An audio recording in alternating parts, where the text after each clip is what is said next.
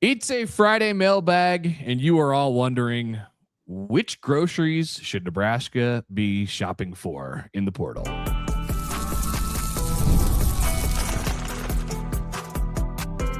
You are Locked On Nebraska, your daily Nebraska Cornhuskers podcast, part of the Locked On Podcast Network, your team every day. Hello, and thanks for making Locked On Nebraska your first listen every day. We are free and available wherever you get podcasts and on YouTube, part of the Locked On Podcast Network, your team every day. Today's episode is brought to you by FanDuel. If you want to be right in the middle of the action this season, head to FanDuel.com and place your NFL live bets all season long. All right, welcome in. It's a Friday mailbag, as Connor said. That's Connor Happer from 1620 The Zone. I'm Mitch Sherman from The Athletic. We are coming to you, we're recording this a little bit early, so if you didn't get a question in by Thursday morning, then sorry. We'll try to hold it for next week if we see it in the inbox. Next week will be post Christmas on the mailbag, a day after Christmas mailbag. So holiday themed questions, whatever direction you might want to go. It'll be bowl week a week from now for Nebraska. The Huskers are to arrive in Las Vegas on December 26th, 1 week from today. So, all right, let's get to it. We start on the other side of the world with Jimmy in Tel Aviv. He says, put a pin in it. That's definitely a new location for our map.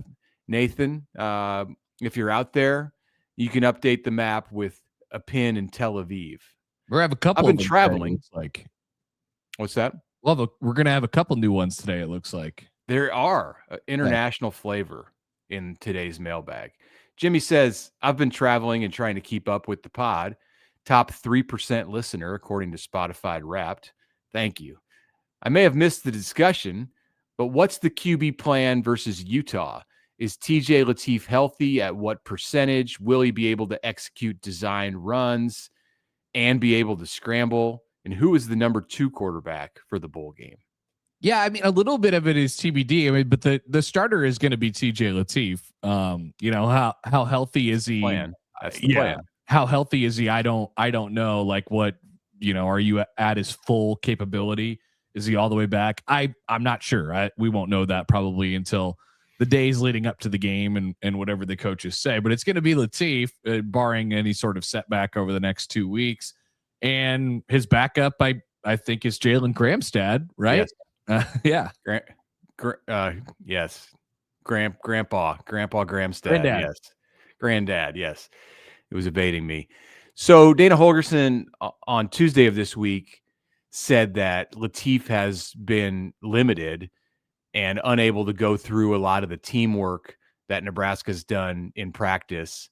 And they hope to get him back as soon as they can, but the worst case scenario with this is they bring him back a little too early or push it with that hammy and he re-injures it, which is common in that injury to hurt it again. It happened to Quentin Ives on the first day of training camp this year. He was coming back from a summer injury, went out there and media was watching practice. It was the first 20 minutes of practice. He made a cut and there it goes. And he was out for 4 or 5 weeks before the running back was healthy. So they want to make sure that Lateef is ready to go.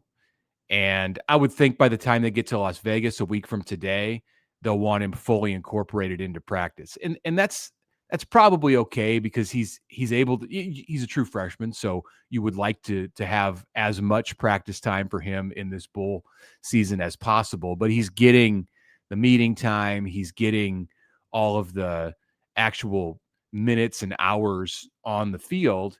He's able to work his arm at the entire, go through everything that he would do with his arm. Just he can't operate the offense until they fully let him go. So I think he'll be close to 100% for the bowl game. It'll have been more than a month since the injury he suffered in the first half against Iowa. So I think they'll let him go and they'll let him run the offense as is. If he hurts the hamstring in the bowl game, he's going to have several months to get healthy. So you're probably not going to be quite as cautious with limiting his run opportunities as you might be if it was the middle of October or November. And it's been Gramstad and Marco Stavila, the Purdue transfer, running the offense in Lateef's absence for most of this month. Okay, here is Cornholio. I am the great Cornholio. I think our portal budget should go toward big, mean linemen on both sides. With whatever money you have left, go get one. Don't go shopping for quarterbacks and wide receivers. Hell, Iowa beat us a few years ago with some fat quarterback who looked like he rolled off the couch eating potato chips. Your thoughts? I think he's referencing Deacon Hill, sad. But might be true. So. I think so. I don't know about the potato chips, but big boy. Is Iowa the program? This is not Cornholio's question, but are we fully ready to admit that Iowa is the program that Nebraska is striving to be? I mean, have we come full circle from 10 years ago and just saying yes, like let's just go all in if you're Nebraska on trying to get to where Iowa is, and you could be enjoying the bowl game in Florida, right? The ReliaQuest Bowl in Florida right now. I think there is a recognition of the tenets of the things that Iowa does well, and Nebraska, absolutely needs to take those things and do them. I don't know. It might be an updated. If you would ask me 2 years ago what I thought Nebraska was trying to be from a football perspective, I would have told you it would have been Iowa. I don't know if it's that anymore. We'll see what that looks like going into next year. But to answer the question, like Nebraska, don't go shopping for quarterbacks is a very, very interesting thing to say, because they're gonna get a quarterback out of the transfer portal. They're also going to get offensive and defensive linemen. They're also going to get wide receivers. They need they need a little bit of a smattering of everything, I think, at this point on both sides of the ball. So if you want them to just not get a quarterback point blank period, I don't believe that you're going to get your wish. That is correct. You can budget so that a quarterback does not eat up so much that it takes away from what you want to do in getting big, mean linemen on both sides. And I think that's a strategy that Nebraska will consider. It's in part going to depend on who's available to Nebraska. If there is what they see as a top level quarterback and it's the right situation, it's the right fit, it's the right experience and number of years remaining, and we'll get to a question here shortly about that and how that might factor into it, then you'll spend what you need to spend if you can get that player. But it's also a very viable plan to think about spending properly so that you can do the best in signing defensive, and I say defensive first, but defensive and offensive linemen. That's huge in the portal this year. So yeah, I think Nebraska is going to employ that plan.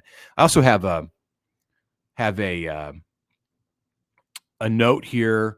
This is not officially part of the mailbag, but it's a note here from a listener, Jeremy, who points out that of the 10 quarterbacks from Power 4 programs that are playing in the college football playoff this weekend, by the way, and then next week, all but one are in their first year as starters at that school. The only one who's a multi-year starter at his school and leading a Power 4 program to the college football playoff this year is Baron Morton, the 3-year starter at Texas Tech, who is so under the radar that most people don't know who he is. And there were multiple Heisman candidates and All-Americans on that Texas Tech defense. So the rest of the guys, you got Fernando Mendoza, the Heisman winner, is a first-year transfer.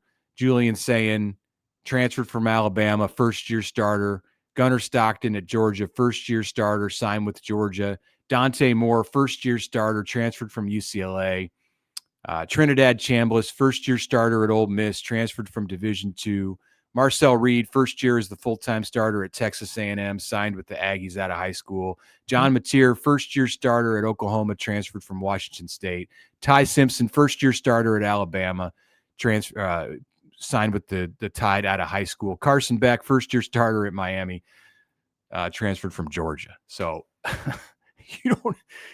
developing quarterbacks in today's world of college football is wow. It's there was a couple guys that you just mentioned just there that have been developed. Correct. But they're not, it's not like you're building and then when you get to year 2 and year 3, that's when they can take it to the CFP. Right. Yeah. The timeline's a little accelerated. Let's go to Scott.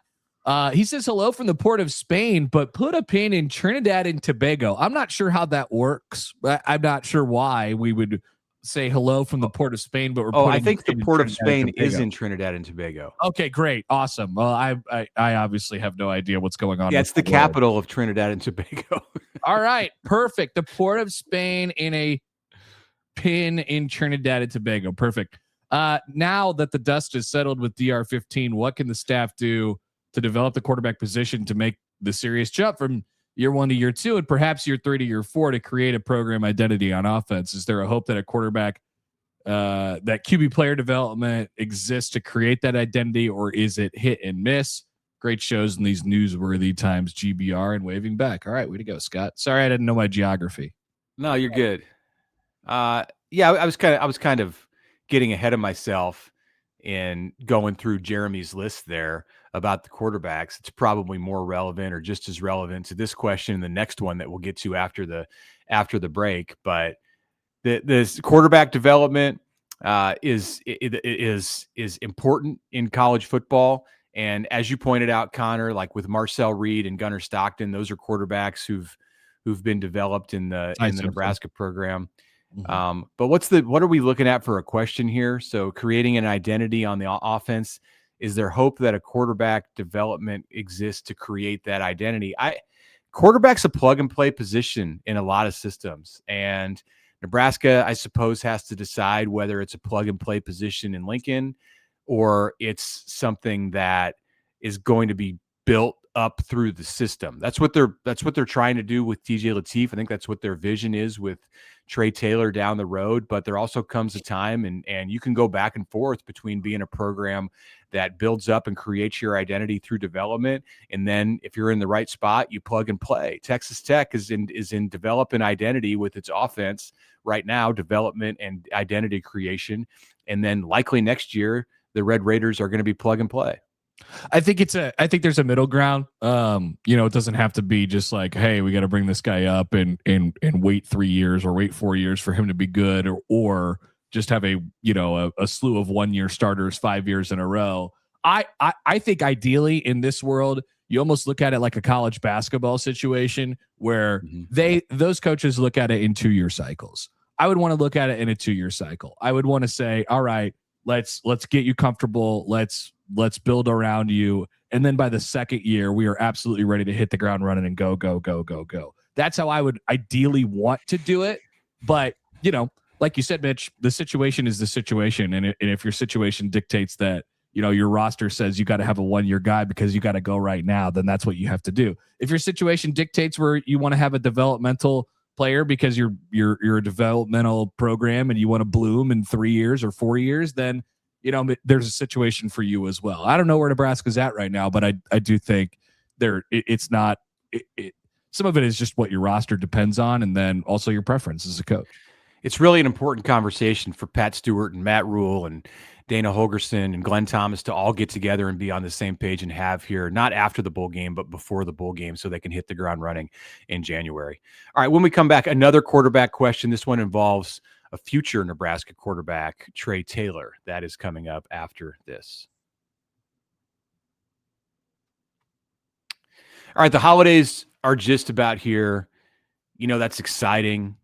Wayfair can help make it more manageable for you by helping you get your home ready for guests and all of the celebrations that come with having those guests and the holiday time. Maybe your serveware needs a refresh. Maybe the guest room could use new bedding. Wayfair has everything that you need to get your place holiday ready, from Christmas trees and wreaths to bedding, cookware, outdoor inflatables. It's your one-stop shop for every room in the house. I hope you didn't have an outdoor inflatable sitting in the yard last night. And if you did around Omaha, it might be 3 or 4 blocks away because it has been windy around these parts. Anyway, Wayfair can get you a replacement if you need that. It makes it easier to personalize your home for the holidays with a huge selection for every style and budget. And with the free and easy delivery, even on the big stuff, you can get everything you need without the hassle of huge delivery fees. Now, instead of stressing about getting the house ready, you can actually enjoy the holidays with friends and family. Get organized, get refreshed, get back into the routine for way less. Head to wayfair.com right now to shop all things home. That's WAYFAIR.com. Wayfair, every style, every home. And a word as well from our friends from the FanDuel Sportsbook, where NFL Sundays move fast. One big play, suddenly everything feels a little bit different, especially in these final 3 weeks of the regular season. So with FanDuel, you can place your bets as the action unfolds. If you feel like, I missed it, I'm a little bit too late, the game has already begun, and I've missed out on my betting opportunities, my wagering opportunities for the day. Wrong. That's where FanDuel comes into play with their live betting. Live spreads and money lines adjust instantly. Player props update as the guys heat up. You could bet next touchdown scores, drive results, totals, and more. It keeps you locked into every snap and every drive, every possibility. So if you want to be right in the middle of the action as the NFL season winds down, head to FanDuel.com, place your NFL live bets all season long. FanDuel, the game moves fast, and so can you.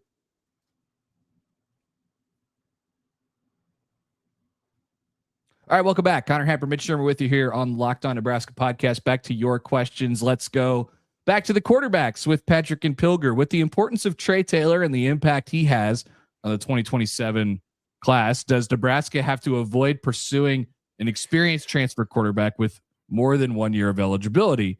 We'll get to the bonus question after this. Yeah, I feel like we've answered this question before, but yep. Not the Trae Taylor part, but the bonus question. It is the holiday themed question that every radio or show or podcast gets. I don't think you worry about 2 years down the road. If you're building a team for 2026 and 2026 only, and when Trae Taylor comes, then Trae Taylor competes for the job, and maybe Trae Taylor is your guy. But that can only lead, I think, to stepping in a hole and creating issues in the program. To the best laid plans with quarterbacks, they often go off the tracks. So find the situation that makes the quarterback room conducive to winning in 2026 with very little thought about what 27, 28, 29 might look like. The best way to get Trae Taylor, engaged and continue to be excited about Nebraska football and here is to have good quarterback play and win football games. And so absolutely. I think that's the primary goal. You can't think about what happens. Also, is Die Hard a Christmas movie? I don't care. I mean, we can. Is Die Hard a Christmas movie? Is Christmas a character in the movie? Not really. So I don't know. It's Christmas time. There's a tree. Yeah, there is a tree. Nakatomi Plaza. Christmas. I don't know. Here's John in Lincoln. 2 questions in response to the transfer portal date conversations you've been having. Should it be this? Should it be then? Why couldn't the date be after the postseason, but before spring practice starts, somewhere between the end of the playoff and mid to late February? Maybe this might help to preserve the bowl season, but also not blow the team up that you've been blowing up working on during spring ball, as Coach Holgerson is worried about.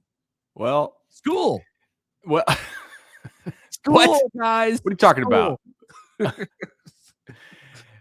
If we could get the university presidents and the academic institutions of this country to understand the importance of college football and change the whole academic calendar so that school resets and the semester starts maybe March 1st, then you can have your late February transfer portal. But it's been this way for a long time, and the semester and academic calendars are not changing. You can go places on the West Coast where they do a trimester or something like that, and they start after Labor Day and they go into June. But that's the exception, and I don't see that changing. So if you're going to have a portal, it really needs to be positioned so that your transfers can come in and start a semester, whether it's the spring semester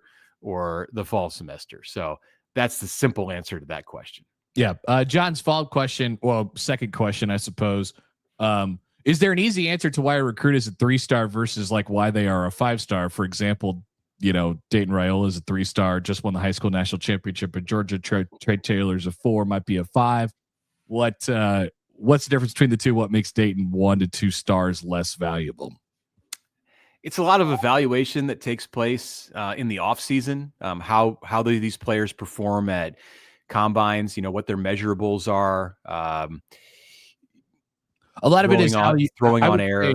A lot of it too is how you, how involved you are in the process, right? How many camps you're going to go to and things like that. And then projectability. Like Trae Taylor has more projectability. You look at him and you're like, oh, well, that guy is going to look completely different in 3 years because, he looks the way he does right now. He's skinny, but he's long and he's athletic. So, there's athletic ability. I mean, there's 100 different things that go into it, but yeah, it's an inexact science. It helps if your last name is Manning, but I will say, as the years have gone on in ranking recruits, you are always going to find, your JJ Watt of the football world who go from unheralded to superstar.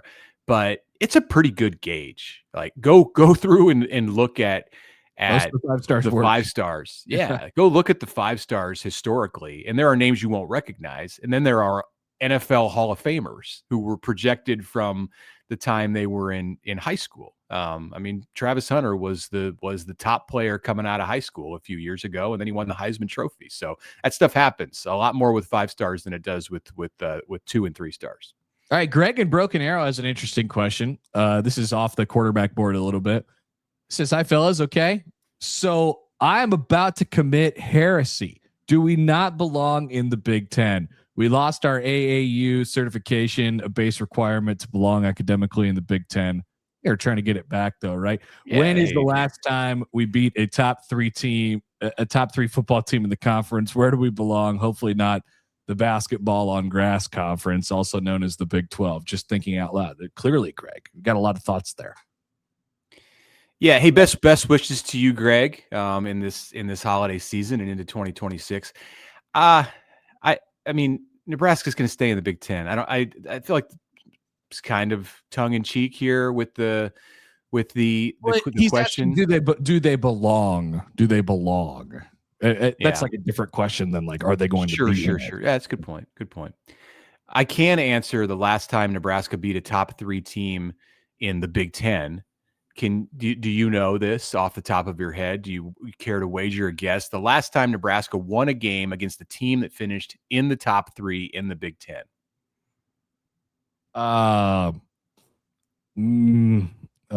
Michigan State 2015. That's right. It's been a decade. That's exactly right.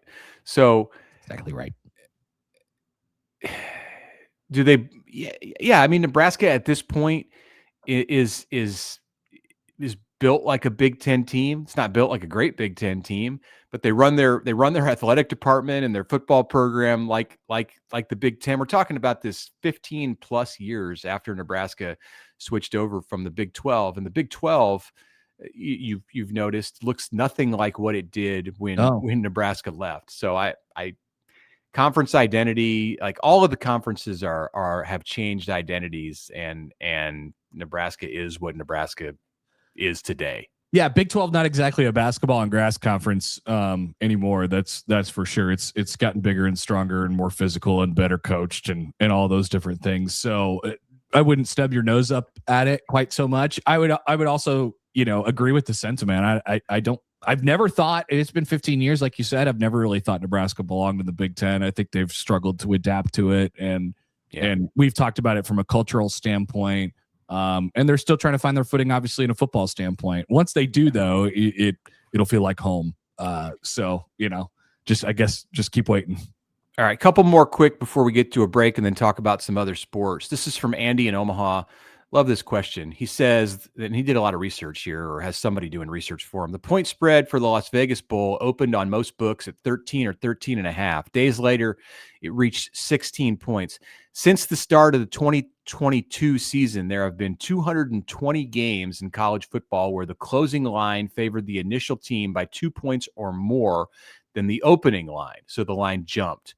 In these games, the team in Utah's spot, which is the favorite, went 117, 96, and 7 against the spread, 54.9%, covering by an average of 0.7 points. Just for historical reference, will Nebraska cover?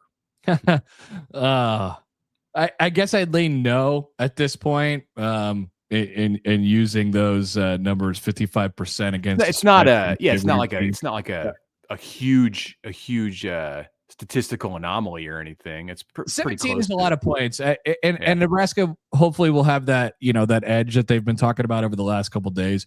It's just difficult for me to envision them getting enough stops to be able to control the football game in any way, shape, or form.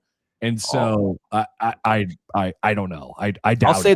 I'll say Nebraska covers and beats the odds here, so to speak, on this one. Like, goes against the trend, which is for these teams that see the line go up considerably to cover anyway. Usually there's a reason why there's a reason why the line goes up like that. I think with Nebraska it was, Emmett Johnson's not playing in the game, or Nebraska made changes with its DC and is in flux.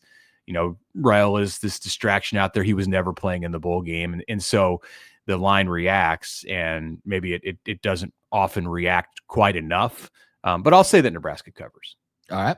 And then, we'll do one more football one before we do some basketball ones after the break. Here's Zach question. This is Zach. So everything I'm about to read is Zach question. Yeah, this is not my Zach. With the recent coach firings, why hasn't Matt Rule fired/replaced the tight ends and wide receivers coaches too? Those position groups have been terrible the last several years. Marcus Satterfield is a terrible coach, getting paid a criminal amount of money, and we completely wasted Carter Nelson's 5-star potential.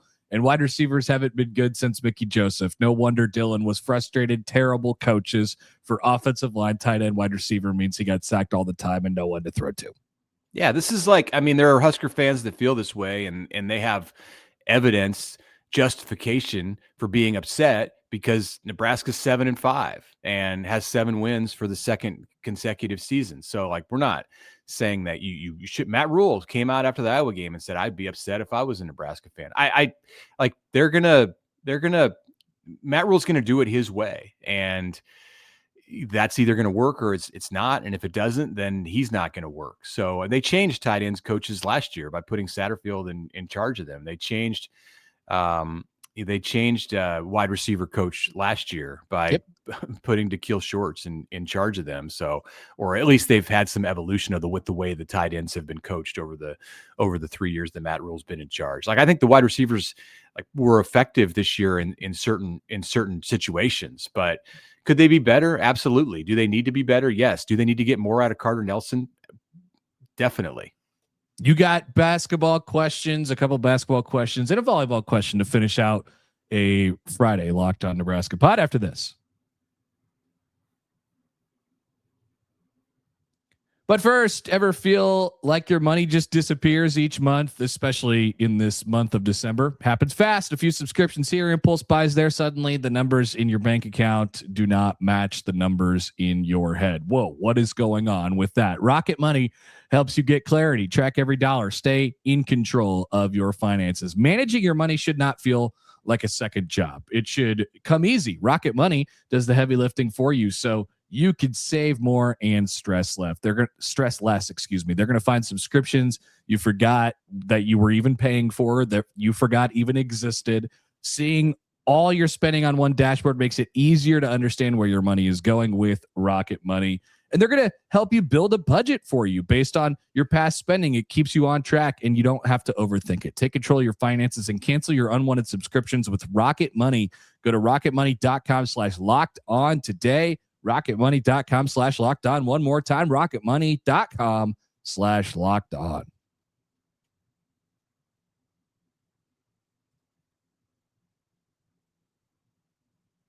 All right, back to the mailbag, finishing up on this last Friday, before we get to the week of Christmas. All right, let's go to Kevin in Mesa, Arizona. He says, 3 years ago, Fred Hoiberg was halfway through his 4th season at Nebraska, and he was 34-80. Since Correct. then, he's 61-28. Looking back, how did he survive getting fired? What's the number one thing that led to his turnaround? And should it make Nebraska fans look differently at what the same kind of patience could lead to in the football program? Yeah, it's, there was a lot of stuff. I mean, Nebraska had some upheaval as far as the athletic director was concerned, and different people bringing in different people. It's just like the athletic director they look at the results, and if it at some point it gets too overwhelming, then you have to make a change. And then you speak with the coach and you're like, all right, what's your plan here? What can we execute it? Can we do it? Do we think we're on the right track for it? And the truth is Fred completely changed fundamentally what they were looking for. And he reinvented his coaching style and what they were trying to build and all the different things. And so if you trust the person, then you can continue to feel like they're going to eventually figure it out. And that's exactly what's happened with Fred. I wouldn't go so far as to say that Matt Rule is reinventing his coaching style in the way that Fred did. And Fred probably wouldn't. Maybe it depends on how you interpret that. But they changed what they were focusing on in the program. Like, he was always going to coach this offense that he coaches that features bigs who can shoot and spreading the ball and movement and all of that stuff. But they've definitely emphasized defense in a different way with Nate Lenzer in charge of that. And he's shaken up the staff. And it's not always going to work this way, where you go 3.5 years and you're floundering and the things that you've tried and the buttons that you've pushed don't work. And if you're patient as an athletic department and as an athletic director and you give it time, then the true colors are going to come out. Everybody always knew that Fred Hoiberg was a good coach. Right. That was not the question. It was, is he going to be able to make this work at Nebraska? And as you mentioned, there were a lot of other factors in what was going on around the time that he was struggling. Like, they had COVID, they lost a team because of COVID. It started they canceled the season in 2020, 2 weeks into the year. So that sets you back for sure, especially when you're in year 2 of a total rebuild. I saw a stat about the amount of production that came back to Nebraska when that coaching change was made from Tim Miles to Fred Hoiberg, and it was like 2 or 3% of their scoring. Like, that happens in college basketball, but to try to do that and compete in the Big Ten and then have COVID hit and the only person they brought back was Thor, right? I think it was Thor, I want to say. But it was, a weird time. They didn't build it the right way, and then they figured it out. Football and basketball are different, and they should be treated differently, especially at Nebraska. But yeah, I mean, you can look at that at the patience that Nebraska had and with Hoiberg and say that's football can take a lesson from that. Yep. All right. Here is Mike in Clarinda, Iowa. Who is the most important player and who is the best basketball player on this Nebraska men's team? Well, I feel like Mike is fishing for an answer on that first part for us to say that Sam Hoiberg is the most important player on the Nebraska basketball team. There's a case to be made for him with his assist to turnover ratio, with his plus minus.